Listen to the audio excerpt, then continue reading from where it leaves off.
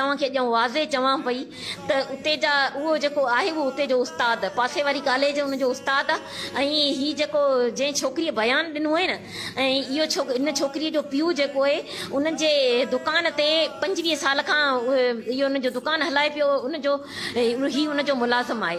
हिनखे सिर्फ़ु मज़हब कार्ड हथ में ॾेई ऐं हिनखे मुंहिंजे ख़िलाफ़ु इस्तेमालु पियो कयो वञे। ऐं मेन जेकी ॻाल्हि आहे उहा आहे इहो फंड आहे। ऐं फंड जेको हो चवनि था असां सां गॾु मिली तूं बि खा असांखे बि खारा।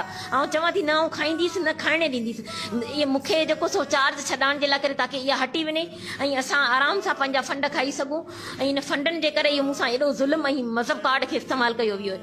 ऐं जेको सो नंढड़ी नियाणियूं आहिनि ऐं मुंहिंजी 13 साल सर्विस ऐं एच एम आहियां उते मुंहिंजी कोन पई ॿुधी वञे।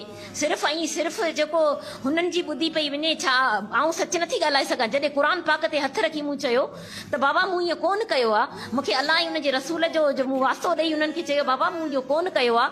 त सिर्फ़ु छा हुननि जा हुक़ूक़ आहिनि। सिर्फ़ु छा हो नियाणियूं न आउं सिंध जी नियाणी कोन्हे आहियां। मुंहिंजा हुक़ूक़ कोन्हनि। ऐं मुसलमान न हुअण जे नाते करे इंसानियत जे नाते करे घटि में घटि तव्हां मूंसां इंसाफ़ करियो आहे। मूंसां नाजाइज़ी करे तव्हां हिकिड़े नंढड़े ॿारनि खे इस्तेमालु करे ऐं जेको सो इहो जेको कार्ड खणी मज़हब जो कार्ड खणी ऐं मूंखे इलाही मुंहिंजी तज़लील करे ऐं अॼु मूंखे सस्पेंशन जो लेटर ॾिनो वियो। मुंहिंजी 13 साल जेको कैरियर मुंहिंजी 13 साल जी जेकी महिनत मुशक़त ऐं रेगुलर टीचर आहियां उते तव्हां पूरे साकरे खां वञी पुछो ऐं पूरे साकरे जा बयान वठो। ॼणो अलॻि वञी पुछे। हर इंसान मुंहिंजे हक़ में ॻाल्हाईंदो। हिते हिननि मूंसां सिधी नाजाइज़ी कई त महिरबानी करे मुंहिंजे हक़ में ॻाल्हायो वञे ऐं मूंसां इंसाफ़ कयो वञे। महिरबानी।